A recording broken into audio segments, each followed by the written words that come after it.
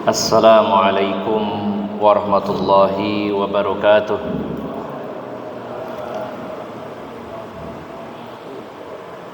Alhamdulillahilladzi arsala rasulahu bil huda wa dinil haq liyuzhirahu 'alad dini kullihi wa kafa billahi syahida.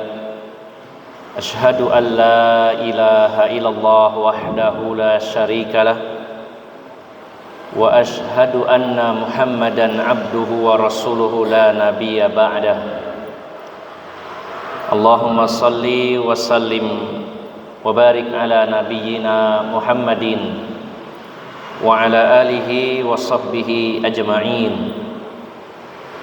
Ya ayyuhallazina amanu taqullaha haqqa tuqatih wa la tamutunna illa wa antum muslimun, amma ba'd. Para alim ulama, para ustaz, para sesepuh yang senantiasa saya hormati dan saya muliakan, bapak-bapak dan ibu-ibu jamaah Masjid Al-Ikhlas yang dirahmati Allah Subhanahu wa taala. Alhamdulillah, kita sangat bersyukur kepada Allah Subhanahu wa taala yang masih memberikan umur dan kesempatan kepada kita semuanya untuk memasuki sepertiga yang kedua dari bulan Ramadan tahun ini. Bapak Ibu yang dimuliakan Allah Subhanahu wa taala, di tengah keributan yang terjadi di Timur Tengah karena perang yang dilakukan oleh Iran melawan Amerika dan Israel, namun keributan lebih heboh yang ada di Indonesia sebenarnya. Yang perang ribut di sini lebih ribut, terutama di sosial media. Dan ini kita ambil hikmahnya bahwa semua kejadian yang Allah hadirkan, salah satu fungsinya adalah untuk menguji keimanan kita, menguji sejauh mana keilmuan kita, menguji sejauh mana pendalaman kita tentang agama ini, sekaligus menguji tentang sikap kita, karakter dan akhlak kita dalam menyikapi situasi yang mengharuskan ada perbedaan-perbedaan. Namun di tengah-tengah itu semua kita juga tidak lupa sedang fokus dan bersemangat untuk beribadah puasa di bulan suci Ramadan ini, sekaligus juga beribadah dengan ibadah-ibadah yang lainnya, sehingga mudah-mudahan konsentrasi kita, kesungguhan dan keseriusan kita tidak terlalu terganggu dengan memanasnya situasi di sana. Bapak Ibu yang dimuliakan Allah Subhanahu wa taala, pada pagi hari ini kita tidak melanjutkan kajian kitab Talbis Iblis karena momen Ramadan kita gunakan untuk mengupgrade keilmuan kita tentang fikih Ramadan. Karena kalau di luar Ramadan belum tentu kita mempelajari hukum-hukum yang berkaitan dengan Ramadan. Pagi hari ini kita akan membahas sebuah tema yang berjudul Telaah Hadis tentang Imsak dan Sahur, yang saya nukil dari kitab Durusun fi Ramadan pada bab min ahkamis siyami fil futuri was suhur, di antara hukum-hukum puasa yang berkaitan dengan berbuka dan sahur. Dan juga saya tambahkan dari referensi yang lainnya. Jadi ada dua pembahasan pada pagi hari ini yang insya Allah kita bahas secara singkat, mengingat juga sebagian, bahkan mungkin mayoritas dari Bapak Ibu masih punya kewajiban untuk aktivitas bekerja di pagi hari nanti, sehingga Dua pembahasan akan kita bahas secara singkat. Yang pertama pembahasan tentang imsak, yang kedua tentang sahur. Yang pertama Bapak Ibu jamaah sekalian yang dimuliakan Allah Subhanahu wa taala, yaitu tentang imsak. Saya belum tahu tentang pemahaman atau pandangan dan pendapat dari Bapak Ibu. Apakah selama ini kalau di musola dan di masjid-masjid terdengar ada yang mengucapkan imsak, imsak, panjenengan masih makan atau berhenti? Masih makan atau sudah stop?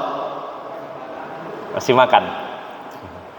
Kan kalau kita dulu waktu kecil itu sangat takut dengan kalimat itu ya, untuk makan dan minum.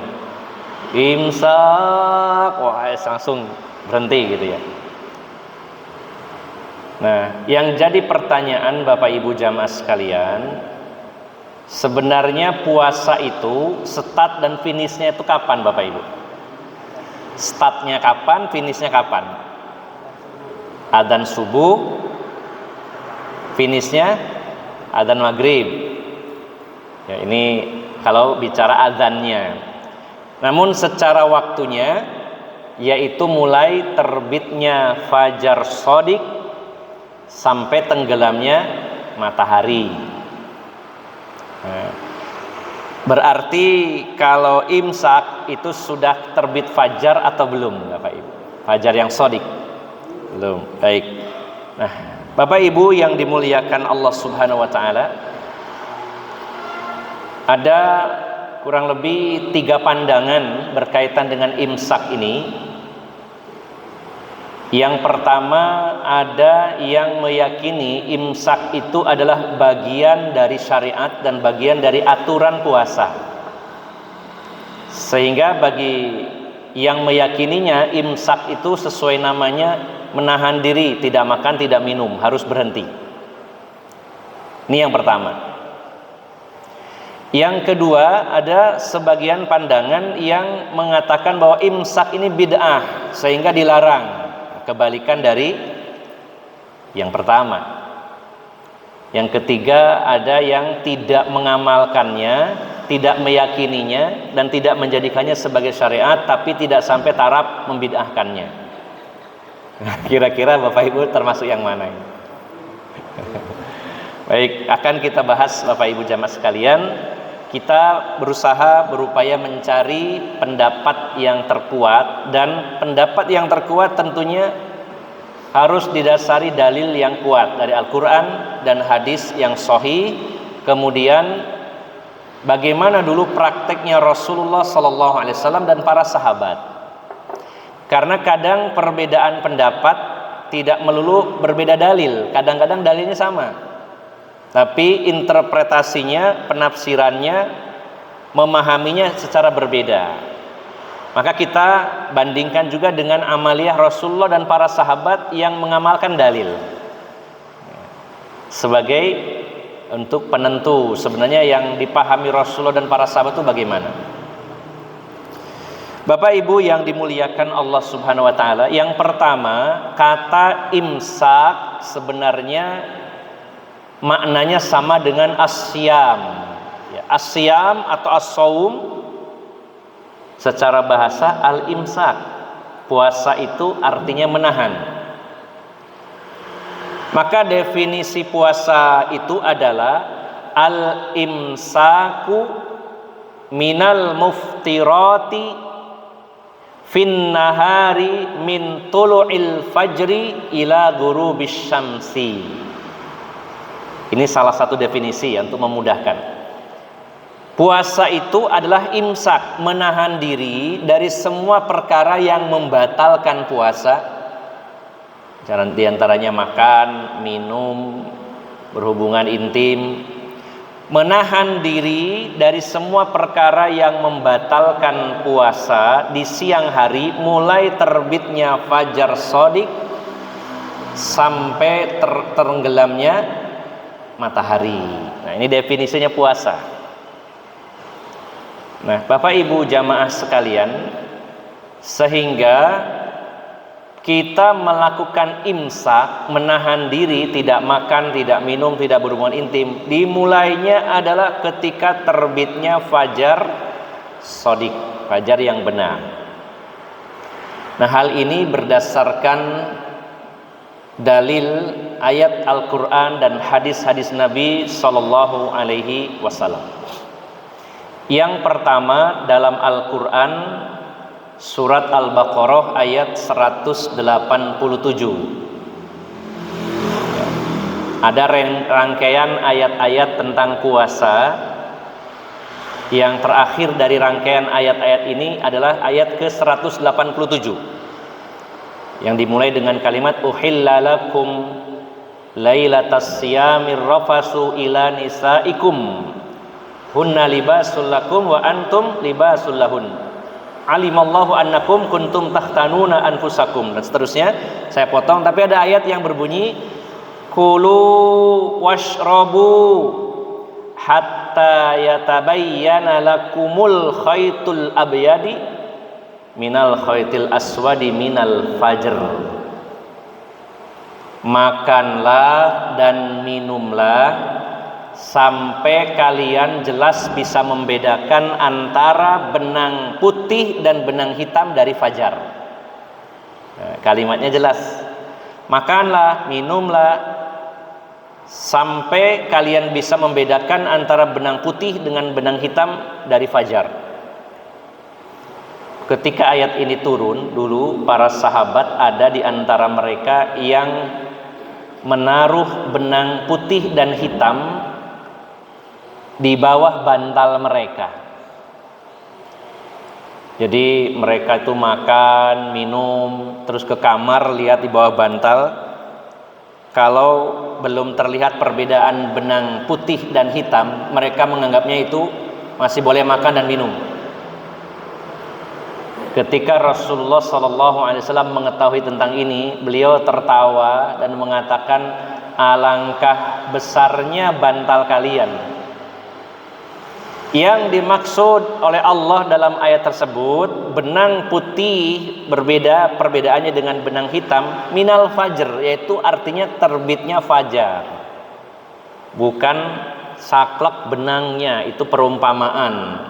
Kalau kalian sudah melihat benang putih di antara benang hitam, maksudnya fajar dari gelapnya malam, sudah muncul fajar, maka berhentilah makan dan minum.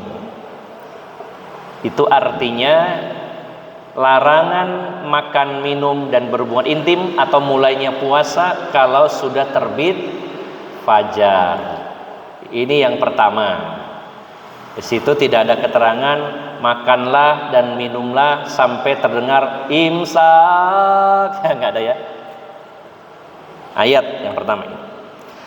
Yang kedua, Bapak Ibu jamaah sekalian yang dimuliakan Allah Subhanahu wa taala, dalam hadis yang diriwayatkan Imam Baihaqi, kemudian juga Ibnu Khuzaimah dan Imam Hakim, ini juga tercantum di dalam kitab Bulughul Maram. Rasulullah sallallahu alaihi wasallam bersabda, al-fajru fajroni. Fajar itu ada dua macam. Ya. Yang pertama, fajrun yuhramut ta'amu wa tahillu fihi shalah. Fajar itu ada dua. Fajar yang pertama kalau muncul maka diharamkan makan. Maksudnya diharamkan ini bukan berarti haram makanannya ya, tapi maksudnya tidak boleh makan, sudah waktunya masuknya puasa.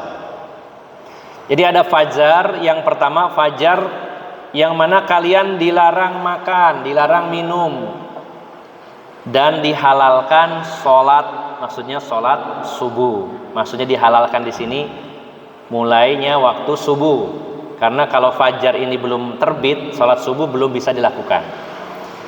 Ada dua fajar. Yang pertama, fajar ini yang menjadi sebab tidak bolehnya makan minum, tapi justru menjadi sebab mulainya sholat subuh.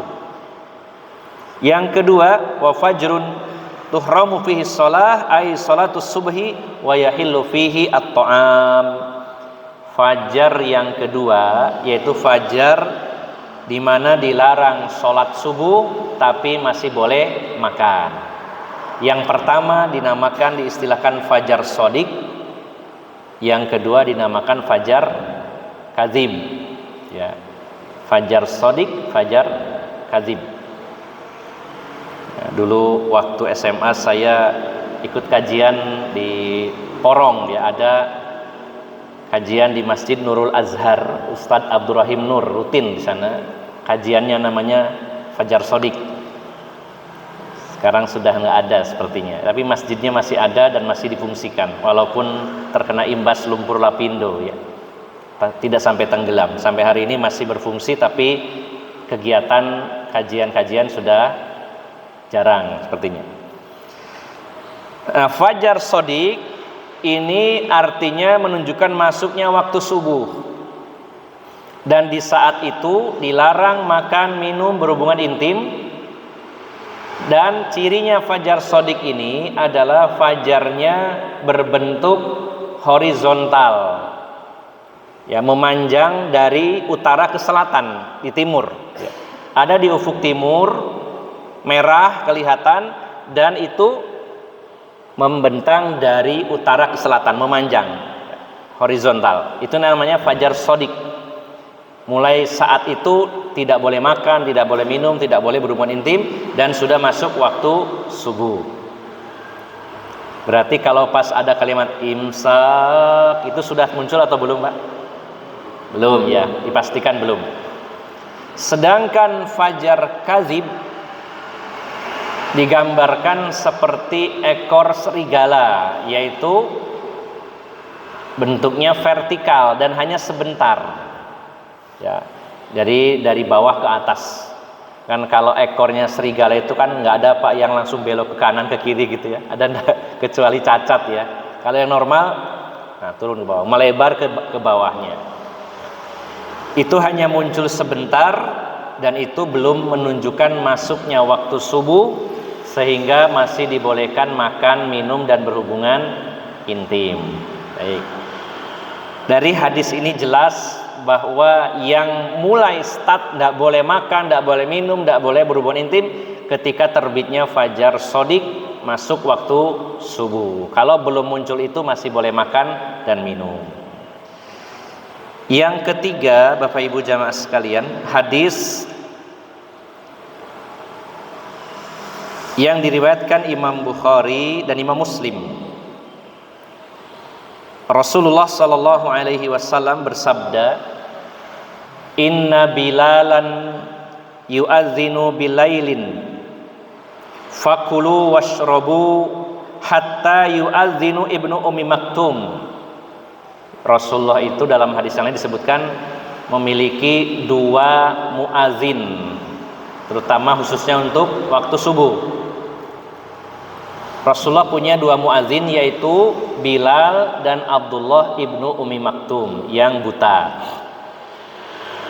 Beliau bersabda, sesungguhnya Bilal itu kalau berazan di malam hari, maka makanlah dan minumlah. Ini azan yang pertama. Sampai azan Ibnu Ummi Maktum baru berhenti, nggak boleh makan, nggak boleh minum dan berhubungan intim. Yaitu azan yang kedua, masuknya waktu subuh, waktu terbitnya fajar sodik. Nah, dari dalil ini, ayat Al-Quran tadi dan 2 hadis sudah sangat gamblang bahwa yang namanya imsak, menahan diri, tidak makan, tidak minum, itu startnya adalah ketika terbitnya fajar sodik, bukan sebelum itu. Baik, Bapak Ibu yang dimuliakan Allah Subhanahu wa ta'ala, selanjutnya ada sebuah pertanyaan yang diajukan kepada Zaid bin Thabit. Pertanyaan ini diajukan kepada Zaid bin Thabit oleh sahabat Anas bin Malik dalam hadis riwayat Bukhari dan Muslim. Jadi yang meriwayatkan hadis ini adalah Anas bin Malik, tercantum dalam kitab Sahih Bukhari dan Muslim, di mana Anas bin Malik pernah bertanya kepada Zaid bin Thabit, yaitu bertanya tentang masalah sahurnya Rasulullah SAW, karena Zaid bin Thabit pernah bareng sahur dengan Rasulullah SAW. Ya. Nah, sahabat Anas bin Malik bertemu dengan sahabat Zaid bin Thabit. Wahai Zaid, bukankah Anda pernah sahur bareng Rasulullah? Nah, saya ingin bertanya ya, tentang bagaimana sahurnya Rasulullah Sallallahu Alaihi Wasallam. Ya. Nah, maka kulna li Anasin, Anas ini bertanya, kam kana baina faraghihima min suhurihima wa dukhulihima fis shalah. Ditanya, kira-kira kan Rasulullah itu menganjurkan untuk mengakhirkan sahur.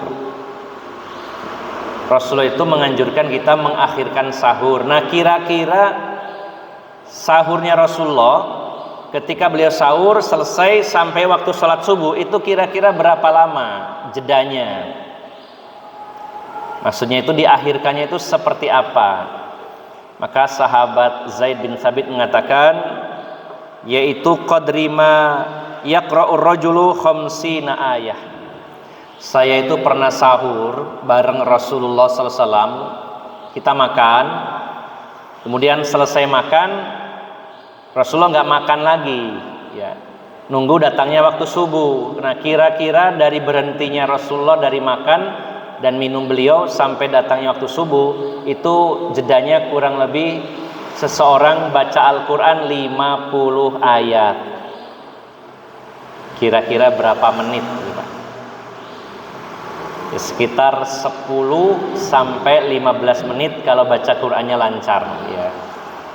Kita ambil standarnya yang bacanya lancar, karena kalau yang tidak lancar ya mungkin 10 menit dapat 2 ayat, ya bisa jadi ya. Di bulan baleni ngeratul. Ini kita standarnya yang lancar. Jadi Rasulullah itu mengakhirkan sahur begitu selesai makan, berhenti sebentar, terus adzan subuh. Ditanya oleh Anas bin Malik, berapa jedanya? Ya kira-kira 15 menit, 10 sampai 15 menit kalau dihitung ke menit.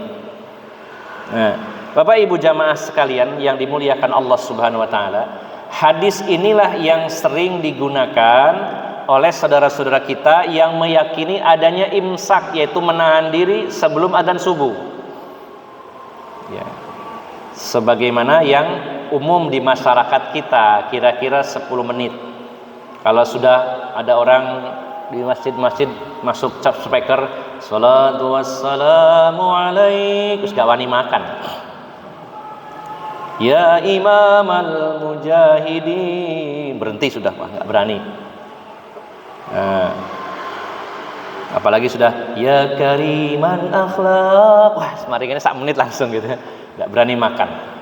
Nah, ini persepsi sebagian saudara kita yang meyakini adanya imsak berdasarkan hadis tadi.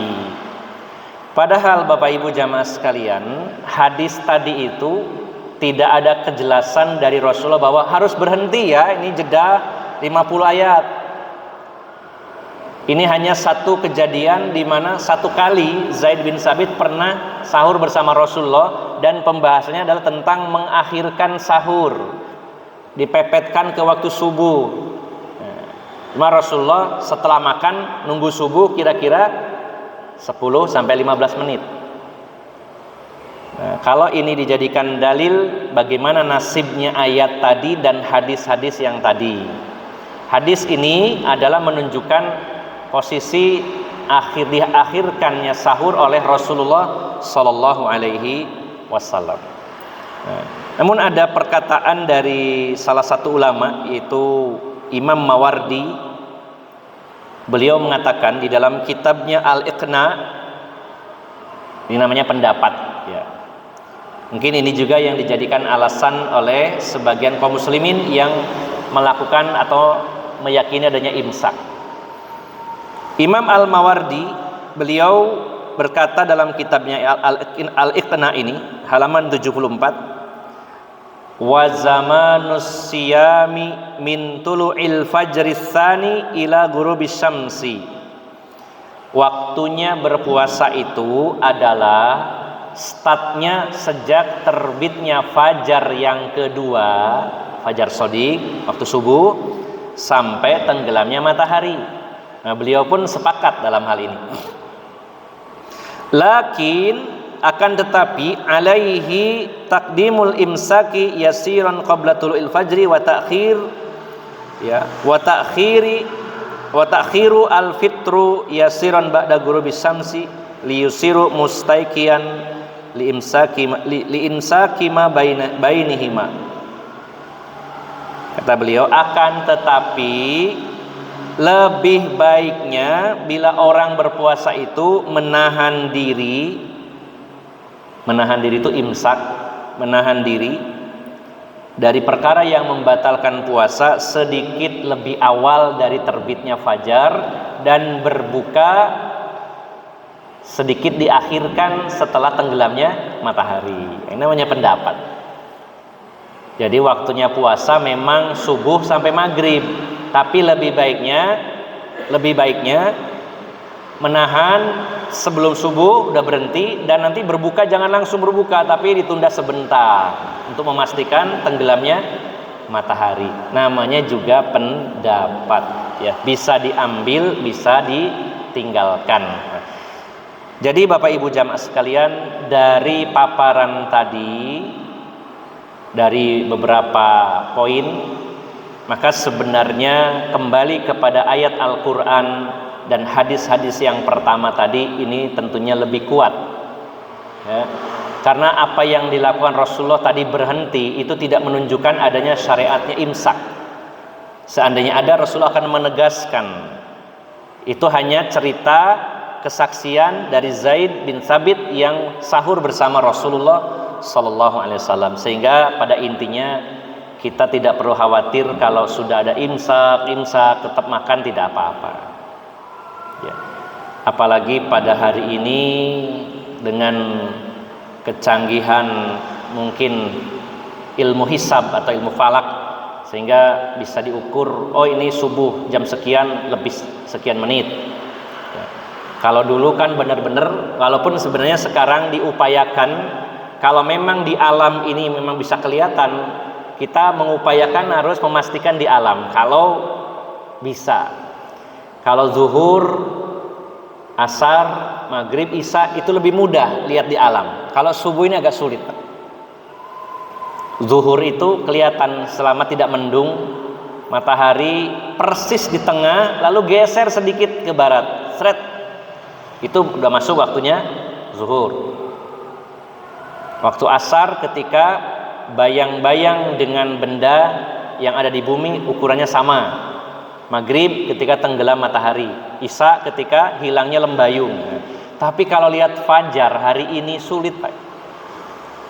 Jenengan lihat ke timur pagi hari, merah, ternyata lampunya perumahan sebelah timur. Bukan fajar. Apalagi banyak bangunan, apalagi banyak pohon, sulit sekali. Nah, jadi kalau memang tidak bisa dilihat di alam, berarti ngikuti hitungan, yaitu dengan menggunakan jam. Nah, terlebih Bapak Ibu jamaah sekalian, di negeri ini juga ada perbedaan penetapan waktu subuh. Ya, waktu subuh. Ada beberapa peneliti, sebenarnya mungkin lebih dari 15 tahun yang lalu, salah satu peneliti, seorang ustadz di Malang, meneliti dan melakukan observasi pengamatan lalu menyimpulkan bahwa subuh di Indonesia itu 20 menit terlalu awal. Kemudian beberapa tahun terakhir beberapa profesor dari Muhammadiyah mengamati kembali, kayaknya terlalu cepat adanya di Indonesia ini, ditunda sekitar 9 menit. Jadi kalau seperti itu mana yang kita pilih? Milih yang jeda adanya orang-orang nunggu 9 menit. Berarti kalau panjenengan dan saya meyakini misalkan subuh umumnya itu jam 4.15, kalau kita yakinnya jam 4 ditambah 9 tadi 9 menit, berarti jam 4 lebih 24. Yang lain sudah pujian, Allahumma sholli, kita masih makan karena belum yakin adzan subuh ya. Kalau panjenengan begitu sama saya. Jadi yang dijadikan acuan intinya adalah berhentinya makan, minum dan segala perkara yang membatalkan puasa saat terbitnya fajar shodiq. Selama belum ada dan muncul fajar shodiq sesuai anjuran dari Al-Quran dan hadis tadi, kulu washrobu, makanlah dan minumlah. Jelas gak? Yang pertama berkaitan dengan imsak. Yang kedua, Bapak Ibu jamaah sekalian, berkaitan dengan sahur. Ya. Sahur ini hukumnya adalah mustahab atau sunnah, bukan wajib. Ya. Tetapi sunnah muakkadah, sunnah yang sangat dianjurkan. Walaupun tidak diwajibkan, tapi termasuk sunnah yang sangat ditekankan. Dan tidak menjadi syarat sah tidaknya puasa. Yang penting sudah niat puasa di malam hari, seandainya tidak sahur, puasanya tetap sah. Ya. Istihbabus suhur, sebenarnya secara bahasa itu yang benar sahur apa suhur, Pak? Kalau secara bahasa. Kalau yang populer di Indonesia sahur ya, pakai fathah sa ya, sahur. Ya. Sedangkan secara asal sebenarnya kalau sahur itu makanannya, kalau suhur kegiatannya. Kegiatan makan sebelum subuh untuk berpuasa namanya suhur. Makanannya disebut makanan sahur. Tapi yang populer di Indonesia adalah kalimat atau kata sahur. Kalau ada orang anak-anak keliling sahur, sahur, nggak ada yang suhur, suhur nggak ada. Ya tidak masalah, ini hanya sisi bahasa saja. Jadi yang berkaitan dengan aktivitasnya namanya as-suhur. Ya. Bapak Ibu jamaah sekalian, walaupun perintah dalam Al-Quran ya dengan kalimat kulu washrobu hatta yatabayyana lakumul khaytul aswadi minal khaytul abyadi minal khaytul aswadi minal fajr, makanlah dan minumlah sampai terbitnya fajar. Kalau secara asal kalimatnya itu perintah, kulu washrobu, makanlah, minumlah. Dalam kaidah fikih ada salah satu kaidah fikih, al aslu fil amri al wujub. Asal dari perintah itu hukumnya wajib. Jadi kalau ada ayat atau hadis yang sahih berbunyinya tentang kalimat perintah, hukum asalnya adalah wajib. Menjadi turun derajatnya sebagai sunnah kalau ada dalil lain yang menggugurkan dari kewajiban itu. Tidak wajib. Sebaliknya juga larangan. Al aslu fin nahyi at-tahrim. Asal dari larangan itu haram. Kalau ada larangan dalam Al-Quran, larangan dalam hadis, pada asalnya itu dilarang, berarti nggak boleh. Tapi kalau ada dalil lain yang menunjukkan bahwa itu adalah kebolehan, maka derajatnya turun jadi makruh.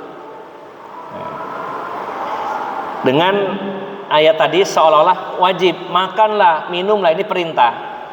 Tapi para ulama sepakat bahwa sahur itu tidak wajib, tetapi sunnah. Berdasarkan adanya keutamaan sahur, yang pertama menyelisihi ahlul kitab. Jadi ahlul kitab itu di masa lalu berpuasa tanpa sahur. Dan berbukanya bukan tenggelamnya matahari, tapi ketika muncul bintang baru berbuka.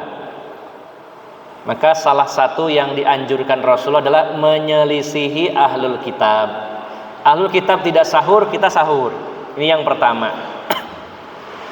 Yang kedua, sahur itu kata Rasulullah sebagaimana sabdanya, tasahharu fa inna fis suhuri barokah. bersahurlah kalian karena dalam sahur itu ada barokah. Ada barokah. Barokah artinya zada khairuhu, bertambah kebaikannya. Dalam sahur itu ada kebaikannya. Dan diupayakan sunnahnya adalah yaitu takjilus suhur, mengakhirkan sahur. Wa ta'jilul futur, dan menyegerakan buka. Jadi kalau berbuka itu yang benar takjil, apa ta'jil, apa takjil, Pak? Kalau secara bahasa. Kan orang-orang takjil, ada yang takjil. Sebenarnya pakai ain, ta'jil. Kalau takjil pakai hamzah, mengakhirkan. Ya, namanya juga syukur mendengar ya kita. Takjil, kadang takjil ya. Tapi kalau secara bahasa aslinya adalah dari kata ajjala yu'ajjilu ta'jil, menyegerakan. Sedangkan sahur ajjala yu'ajjilu ta'jil, mengakhirkan. Nah, ini mengandung barokah dan hikmah yang besar mengakhirkan sahur. Bapak Ibu jamaah sekalian, seandainya kita sahur jam 12 malam, makan nasi jam 12 malam, maka jam 8 pagi, nah, jam 8 pagi makanan kita terutama karbo itu sudah berubah jadi energi semuanya, sudah habis. Jadi karbo diolah menjadi glukosa, diubah lagi menjadi glikogen, diubah lagi menjadi energi. Itu baru habis sekitar 8 jam. Nah, kalau saya dan penjenengan sahurnya jam 4, tenaga yang dihasilkan dari karbo yang kita makan itu baru habis jam 12 siang. Tapi kalau sahurnya jam 12, jam 8 sudah habis. Baru pagi lemes, walaupun ada stok lemak yang bisa jadi tenaga, tapi tidak secepat gula. Belum lagi kalau yang kurus nggak punya lemak ya, tambah lemes. Alhamdulillah kalau kita yang diberi lemak banyak itu cadangannya banyak. Nah, jadi mengandung hikmah yang luar biasa, menyelisih ahli kitab dengan adanya sahur. Dan ketika diakhirkan, maka sahur ini kebaikan secara kesehatan, secara medis, sehingga kita tidak terlalu drop ketika sahurnya diakhirkan. Nah, baik Bapak Ibu jamaah sekalian, kesimpulannya yang pertama tentang imsak. Maka imsak ini menahan diri dari segala perkara yang membatalkan puasa, dari terbitnya fajar sodik sampai tenggelamnya matahari. Adapun saudara-saudara kita yang imsaknya 10 menit lebih awal, mungkin mereka mengikuti pendapat dari Imam Mawardi dan juga memahami hadis dari Anas bin Malik tadi bahwa Rasulullah melakukannya, walaupun sebenarnya Rasulullah tidak menekankan seperti itu. Saya merekomendasikan bahwa imsak itu hanyalah adanya ketika masuk waktu subuh, baru kita menahan. Yang kedua, sahur hukumnya sunnah, dan sunnahnya sangat ditekankan dan juga sangat dianjurkan untuk mengakhirkannya. Maka kita upayakan tetap sahur, dan sahurnya diakhirkan mendekati waktu subuh. Bapak Ibu jamaah sekalian, saya cukupkan sampai di sini. Semoga bermanfaat dan mohon maaf atas segala kekurangan. Aqulu qauli hadza wa astaghfirullah li wa lakum wa akhiru da'wana alhamdulillahirabbil alamin. Subhanakallahumma wa bihamdika asyhadu an la ilaha illa anta astaghfiruka wa atubu ilaik. Wassalamu alaikum warahmatullahi wabarakatuh.